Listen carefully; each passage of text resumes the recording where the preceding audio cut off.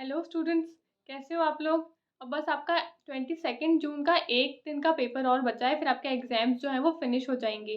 तो कैसा हुआ आपका आज का पेपर। आई होप आपका आज का पेपर भी अच्छा हुआ होगा। आज का पेपर भी आपका मॉडरेट लेवल का ही था, ज़्यादा डिफिकल्ट नहीं था। मुझे स्टूडेंट्स ने बताया कि ना मैम ज़्यादा इजी पेपर था, ना ही ज़्यादा टफ पेपर था। पेपर का जो लेवल था वो मॉडरेट ही था।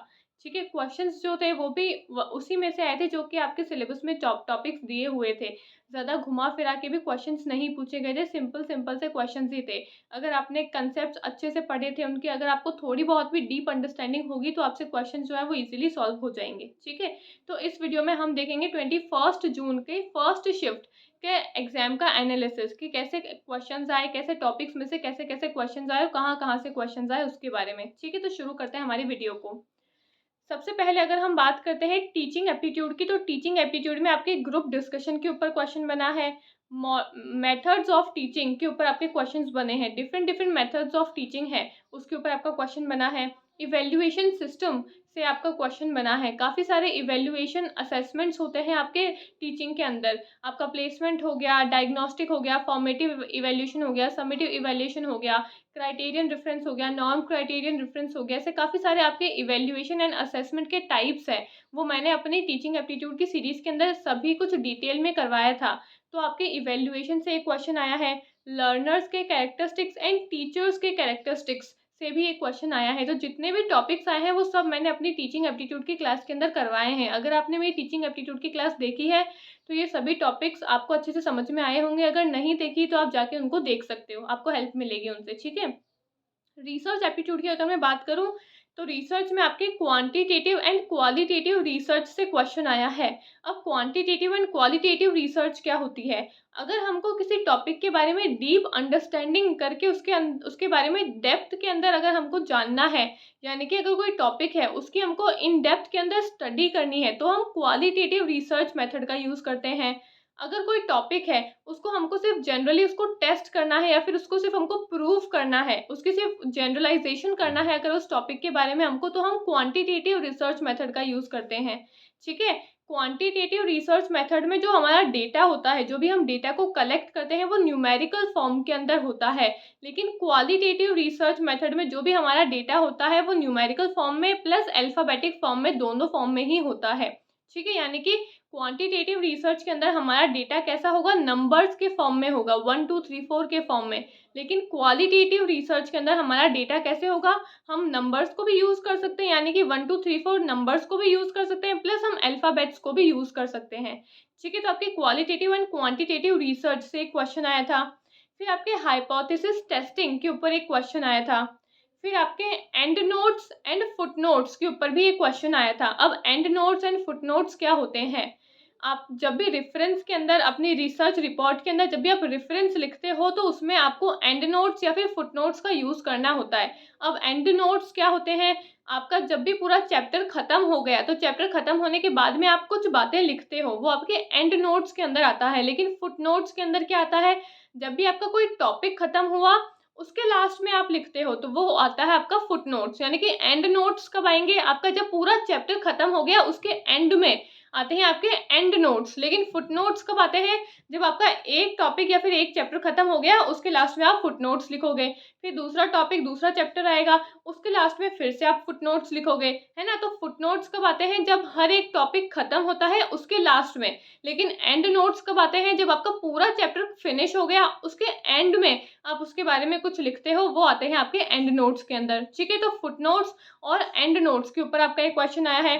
वेरिएबल्स के ऊपर भी आपका एक क्वेश्चन बना है। अब आपके काफ़ी सारे वेरिएबल्स होते हैं, independent variable, dependent variable, intervening variable, extraneous variable, control variables, ऐसे काफ़ी सारे वेरिएबल्स होते हैं आपके रिसर्च के अंदर। तो इन वेरिएबल्स से भी आपका एक क्वेश्चन आया है। फिर आपका LOC-CIT से भी एक क्वेश्चन आया है रिसर्च एप्टीट्यूड के अंदर। ये आपका एक नया टॉपिक है, ये नया क्वेश्चन देखा गया है इस वाली शिफ्ट के अंदर। अब LOC-CIT क्या होता है, ये आपकी कुछ टर्मिनोलॉजीज है जो आप अपनी रिसर्च रिपोर्ट के अंदर यूज़ करते हो रेफरेंसिंग स्टाइल के अंदर। यानी कि जब आप अपनी रिसर्च की रिपोर्ट लिखते हो तो उसके अंदर आप जो भी रेफरेंस देते हो ना, उसके अंदर आप कुछ टर्मिनोलॉजीज को यूज करते हो, जैसे कि IBID, LOCCIT, है ना। ऐसे ही कुछ टर्म्स है जो कि आप अपनी रिफरेंसिंग स्टाइल के अंदर यूज करते हो। तो यहीं से आपकी एक क्वेश्चन आया है LOCCIT के ऊपर। अब LOCCIT का क्या मतलब है? अगर आपने किसी ऑथर का कोई भी मटेरियल यूज किया अपनी रिसर्च के अंदर, अब आपको उसको, है ना, वो देना पड़ेगा, उसको रेफरेंस देना पड़ेगा, यानी कि उसको क्रेडिट देना पड़ेगा कि भाई मैंने ये बुक में से, इस ऑथर की इस बुक में से मैंने ये मटेरियल मेरा यूज किया है। तो आप जो भी मटेरियल लिखोगे उसके साइड में आपको उस ऑथर का नाम लिखना होगा, ठीक है। अब आपने दोबारा से कोई मटेरियल यूज किया, फिर से उस सेम ऑथर का आपने कोई मटेरियल यूज किया, तो आप दोबारा से उसका नाम लिखना पड़ेगा आपको, ठीक है।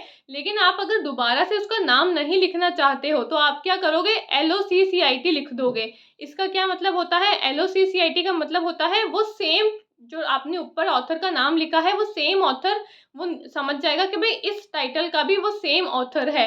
यानी कि LOCCIT हम कब यूज करते हैं? जब हमको किसी सेम ऑथर का नाम वापस से रिपीट करना है, तो उसकी जगह हम पूरा नाम लिखने के बजाय हम LOCCIT का यूज करते हैं, ठीक है। तो यहाँ से भी आपका रिसर्च एप्टीट्यूड में एक क्वेश्चन आया है। अब अगर मैं DI की बात करूं तो DI आपका percentage plus ratio based question था। एक दो क्वेश्चन जो थे वो काफ़ी इजी थे, लेकिन एक दो क्वेश्चंस थोड़े बहुत ट्रिकी भी थे, ठीक है। बाकी overall DI was easy. Communication की अगर मैं बात करूं तो कम्युनिकेशन में आपके 8 types of communication and cinematography movie के ऊपर भी आपका एक क्वेश्चन बना है।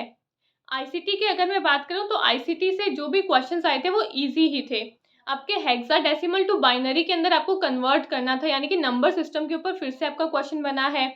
जनरेशंस ऑफ कंप्यूटर के ऊपर भी आपका एक क्वेश्चन आया है कि वैक्यूम ट्यूब्स, ट्रांजिस्टर्स आप कब यूज करते हो। तो टोटल आपकी कंप्यूटर्स के अंदर 5 जनरेशंस होती है ना। फर्स्ट जनरेशन में हम वैक्यूम ट्यूब्स यूज करते थे, सेकेंड जनरेशन में हम ट्रांजिस्टर्स का यूज करते थे, थर्ड जनरेशन में हम IC का यूज करते थे, यानी कि इंटीग्रेटेड सर्किट्स का यूज करते थे, फोर्थ जनरेशन में हम VLSI का यूज करते थे, यानी कि वेरी लार्ज इंटीग्रेटेड सर्किट्स का यूज करते थे, और फिफ्थ में हम ULSI का यूज करते थे, यानी कि अल्ट्रा लार्ज इंटीग्रेटेड सर्किट्स का यूज करते हैं, है ना। तो इन पांचों जनरेशंस में हम क्या क्या चीजें यूज करते हैं, इससे आपका एक मैच द है ना फॉलोइंग आया था ICT के अंदर।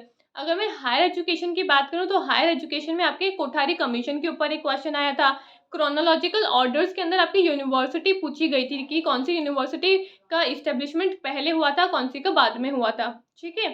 फिर आपके उपनिषद्स के ऊपर भी एक क्वेश्चन आया है, यानी कि जो आपकी एंशिएंट एजुकेशन दी हुई थी उसके अंदर आपके उपनिषद्स से आपका एक क्वेश्चन बना है।